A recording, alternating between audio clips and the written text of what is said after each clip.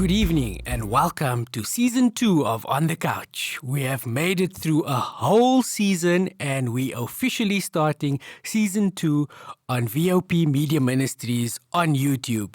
So thank you for joining us and welcome. In the studio today, I have the rose among the thorns, which is Tracy. Welcome, Tracy. Hello, everyone. Welcome to Season 2.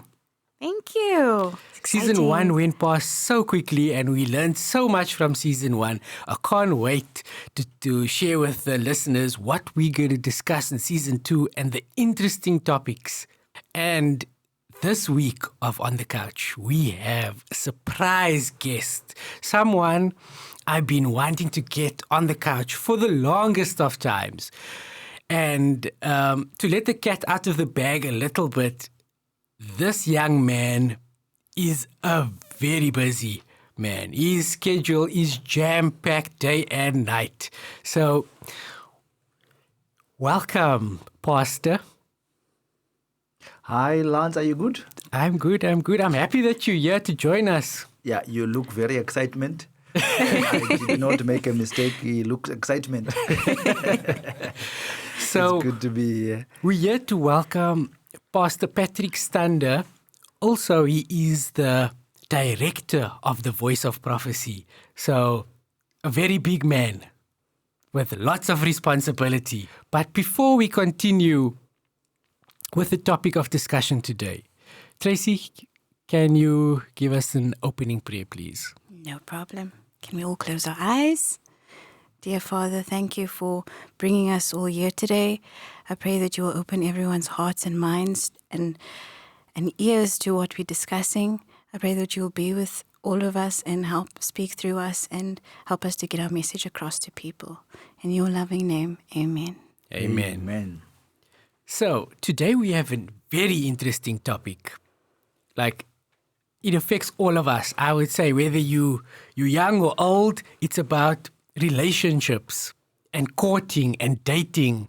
And has society affected this? Has it changed over the years? And in this show, this is what we'll be discussing. So, Tracy, Pastor Stander, tell me in your mind, what is dating? Just a quick. You actually made it in that order, Tracy, and then Dating today is very different. Like I know, speaking from the 30-plus side of things, it's help me out here. It's tough to explain. It is tough to explain because nowadays dating is like you full on in a marriage already when you start dating. So I feel like young people go into a relationship with that mindset. Okay. Not to get to know people. If you like someone, you date that one person, and that is it. Whereas I don't think that was the initial concept behind it. Am I wrong? We are not sure if you are wrong. Look, when you talk about dating, really, it's very difficult to define currently because it's not easy to say nowadays. And I think over the years, it has been difficult to actually say this is dating and have just one definition for what it is, because it is a social construct and it expresses itself differently in different societies. And so the whole dating thing really is where you see people walking, holding hands, and others jumping off bridges because the relationship didn't work. Others having a passionate goodbye on social media. I'm no longer appearing on social media because the relationship didn't work, and you posted each other with photos, and so it's extremely emotive. Yeah. So in my mind, when you look at dating, you will notice that there are two things that are very pertinent. It's the physical and the emotional. So there's that physical attraction, the chemistry as we call it. It's there. And then there's this fast forward into getting physical, and having these interactions. So it's quite interesting. I think to a lesser extent, you have any kind of thinking taking place there. There's a lesser to a lesser extent, you have a psychological component where people actually start thinking. You start thinking maybe 1 year into the relationship, was this for me really? Yeah, so as us who are over 30, when we are looking back now and we are saying, no, this thing, it's a bit irrational to a certain extent. Yeah. So let me tell you a little story on the dating topic. So I met a young lady and she was telling me that she is a single girlfriend. Do you know what that is? A single girlfriend? What does that mean? So she's dating someone, but she's still single. Oh, okay. Gotcha. Okay. So I was like, So wow. how does that work? New term. So, but I asked her, does the person you're dating, so the boyfriend or boyfriends, do they know that you're a single girlfriend? So she says no. They think they're in a relationship with me, but I think I'm a single girlfriend. I have a boyfriend, but I'm still single.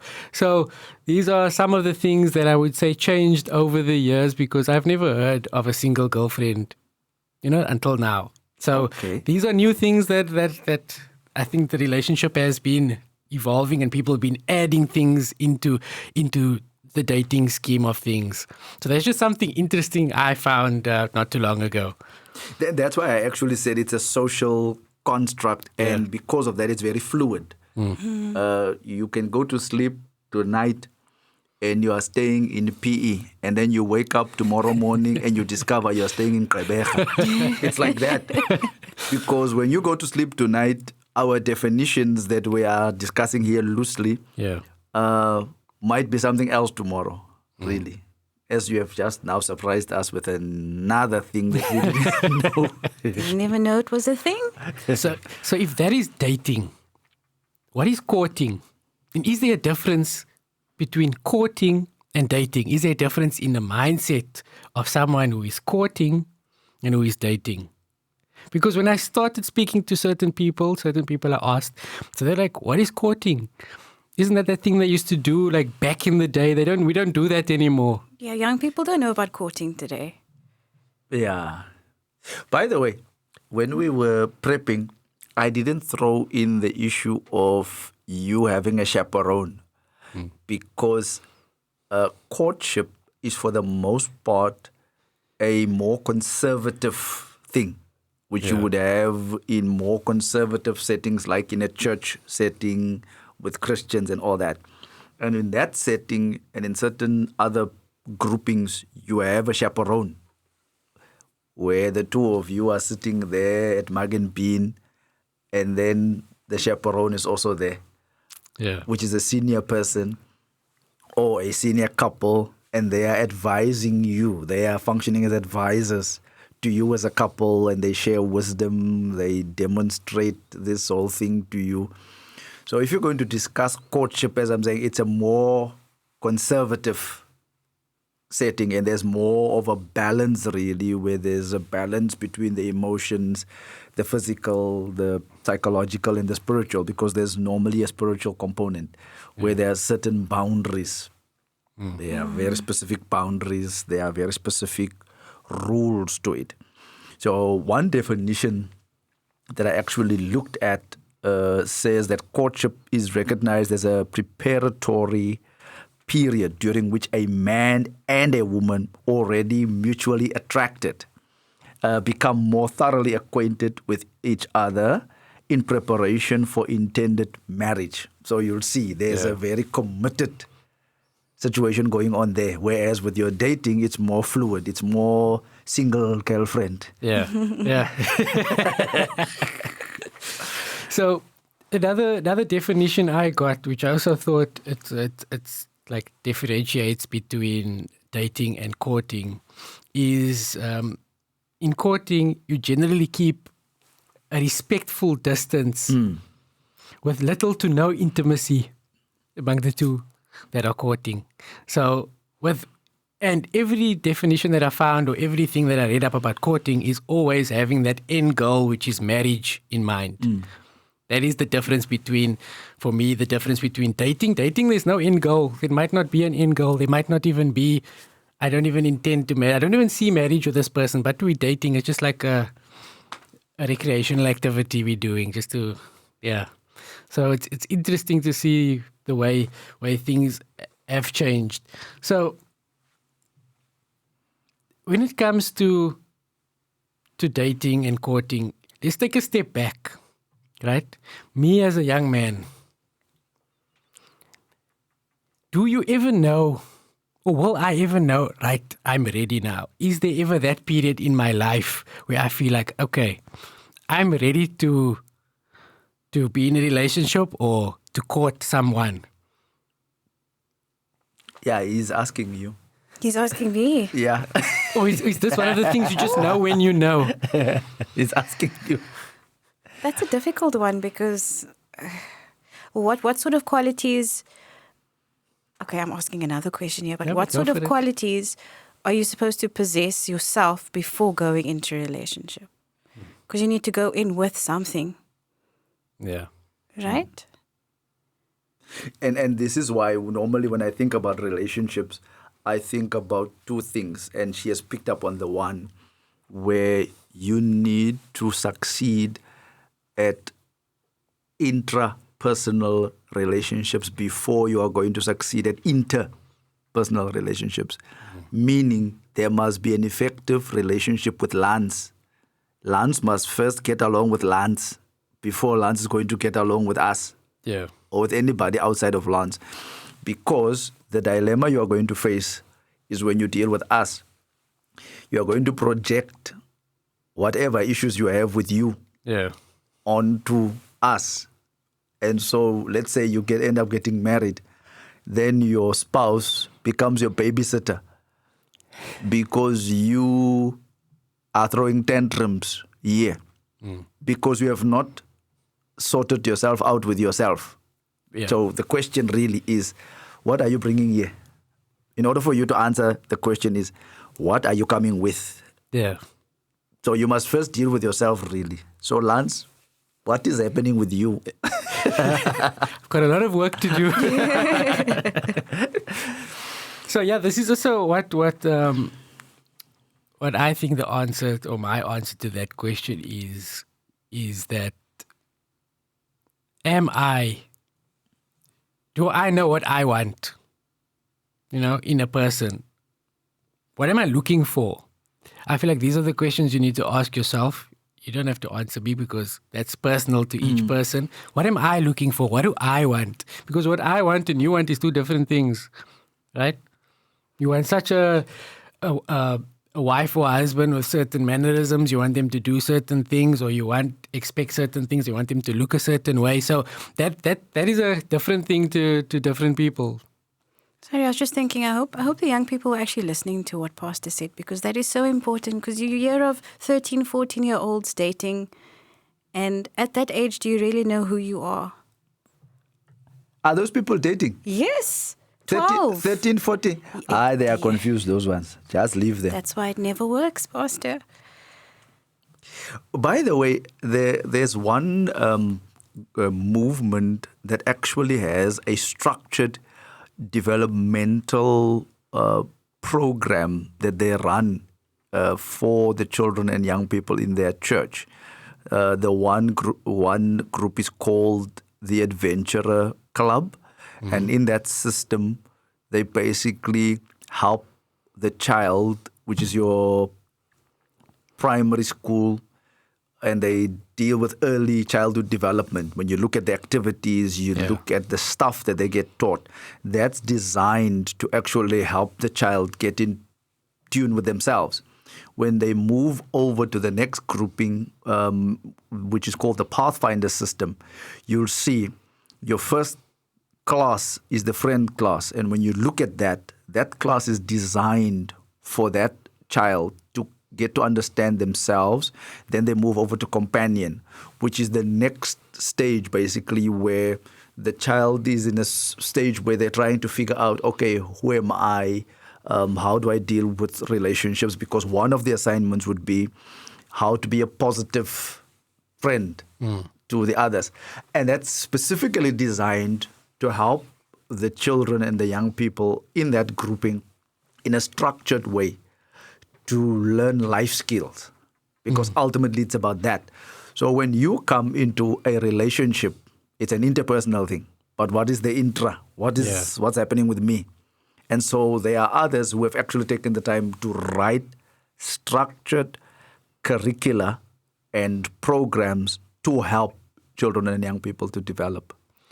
It's interesting you said that because last Sabbath, we had a little family gathering at our house, and me and my cousins, we discussed this, and that was exactly mentioned that when we were younger, we went to the Pathfinders, the Adventurers, and we grew up through that.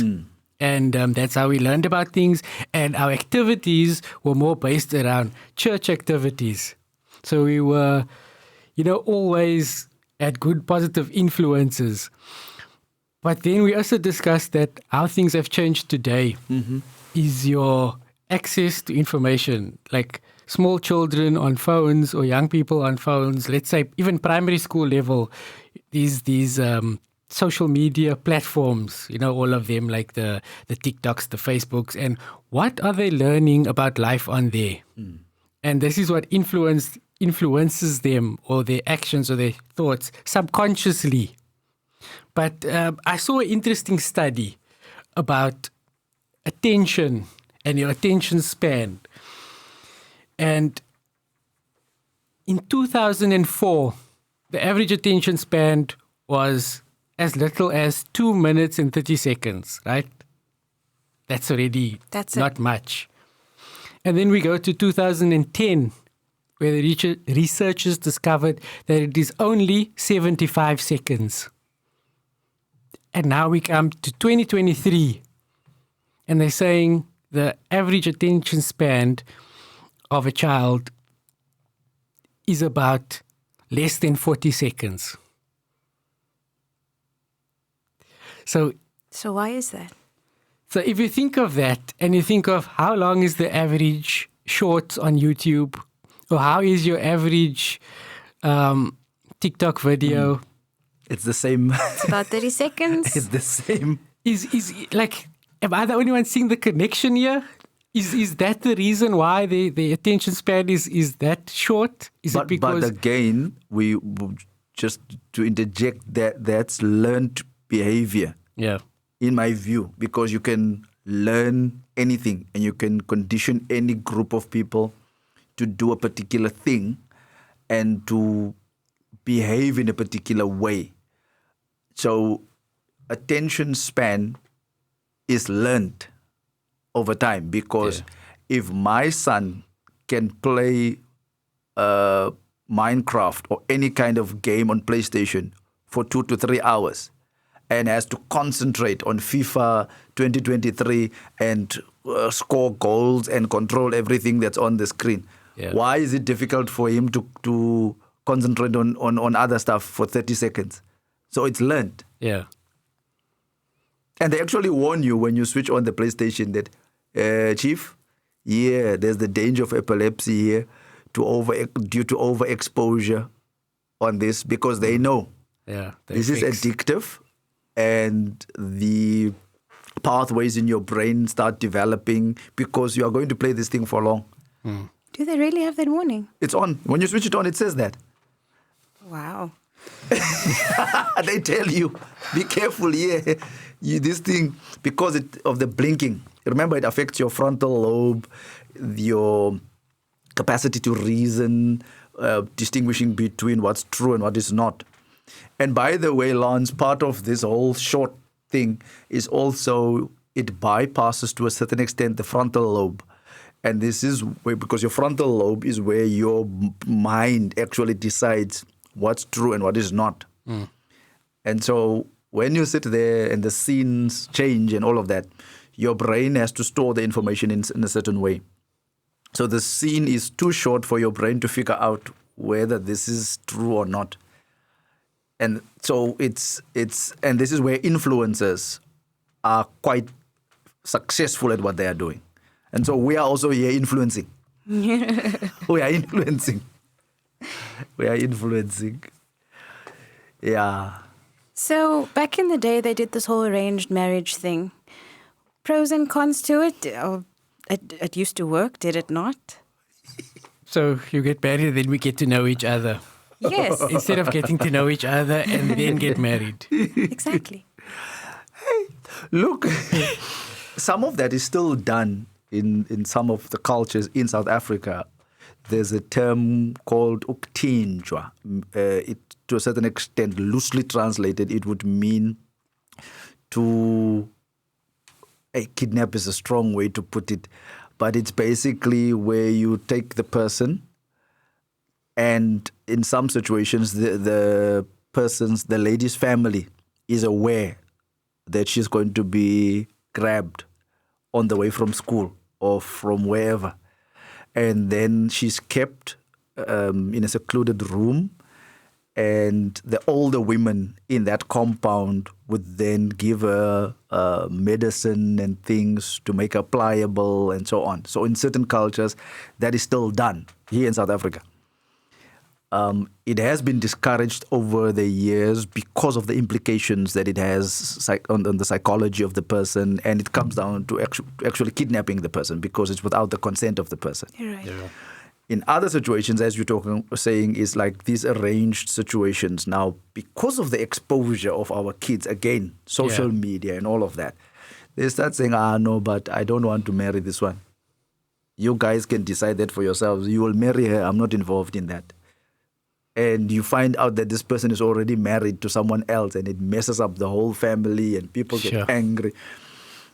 So they were trying to really, as you're saying, help, because in other cultures you have the caste system. You know what that is? No, I don't. The caste system means you have certain levels in society, and you are not allowed to marry outside of your caste. And that's the predominant culture in India, for instance, where you also have arranged marriages. So if your family or in your caste, you guys work in the sewers, you are in the menial labor section, then there's a level above you, then there's a level above you, and there's a level above that. You can't marry outside of the caste. That's interesting. So we keep it here. We keep it here in between us. So it's a social thing. The whole issue of relationships, arranged marriages, and all of that, it's not very simple. It's a complex question. So, like I heard you mentioned, we don't want to kidnap someone's child or someone's daughter or someone's son. So my question is, what is the ideal period for courtship? Is there an ideal period? Is there, 5 years is okay, but 6 years is kidnap? You know, like, is there an ideal length? So we need to know. Tracy, help us. He's not speaking to me. You're asking me? Yeah. That's a tough one to answer, honestly. Yeah. So You see, if we tell you how long it must be, we are going to complicate people's lives. Okay? So let's answer it this way. yeah. There's a book there in the other room, Letters to Young Lovers. It's written by Ellen Gould White, and you'll have that book, and then there's also another one, Messages to Young People, and there's this idea where the author talks about keeping the greater part of courtship for marriage. Meaning that the period of courtship shouldn't be too extensive and too long. And then that you continue the courtship into your marriage. Okay. Really. And I've seen young people getting married, for instance. Next week, Byron is no longer this cool guy at church. He got married last week. Now he's also sitting in the Opa class there at church. He's with old people, and he's even walking differently now. The wife is no longer Kezia. She's now Sister Kezia. She's now old. Because the thinking is that we have now arrived. Yeah. But the thinking, the way this author comes at it is, let's keep the greater part of courtship for marriage. Okay. which means don't have Boko Haram situation of kidnapping people's children and keeping them for long. So really, you need to think about it, and you shouldn't start courtship if you are not ready to actually settle down. The courtship is for people who really want to settle down. They are getting there. They are moving in that direction. Because you are going to be tempted. You are going to be tempted. Yeah, definitely. And just like that, we've come to the end of our first podcast on season 2. So just to remind you where you can find us on all our social media platforms. So you can find us on Facebook at Voice of Prophecy SA, on Instagram at Voice of Prophecy SAU, and where you're listening to us now on YouTube, Voice of Prophecy Media Ministries. It's been so much fun. I've learned so much about dating and all the things I need to work on before I am ready for courtship and relationships and dating and all the influences from the media I need to look at and unlearn my short attention span. But thank you so much for tuning in this week. We can't wait for next week. Until then, goodbye and God bless. Thank you for listening. Don't forget to like, subscribe, and hit the notification bell.